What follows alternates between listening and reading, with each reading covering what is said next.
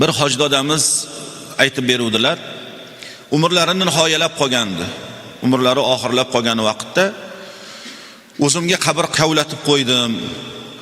Qabrga tushib yotib ko'rdim. Biroz oyog'im bunday oxirigacha yetganda ham oyog'im to'g'ri cho'zilmagan holatda turuvdi.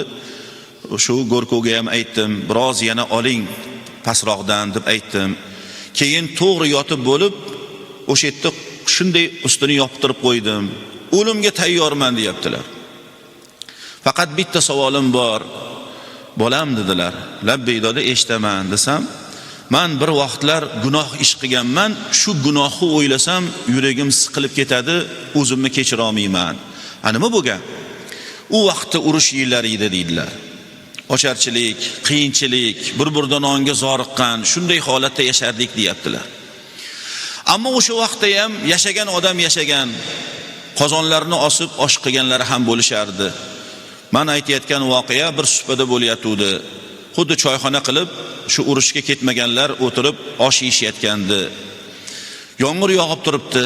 Shunda 3-4 ta o'rtoqlarimiz bilan borib, o'sha yerdagi qozonni ko'tarib, o'g'irlab ketib, shuni yeganmiz.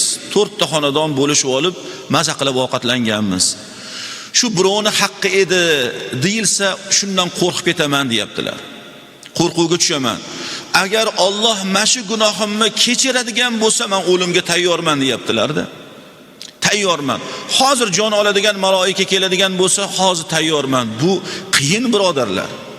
Hech bo'lmasa uyimgacha borib, uyimdagilar bilan xayrlashib olay deymizda. Hozir shu juma namozida sajdada vafot etasiz deydigan bo'lsa ham odam dovdirab qoladi. Hozir vafot etasiz u to'g'ri jannatga ketaverasiz desa ham bitta imkon beringlar. Shunda uyimdagilar bilan xayrlashib kerak deymiz. Dunyoda qiladigan ishimiz hali bor deymizda. Inson hayotga o'zi to'ymaydi. Hayotga to'ymaydi.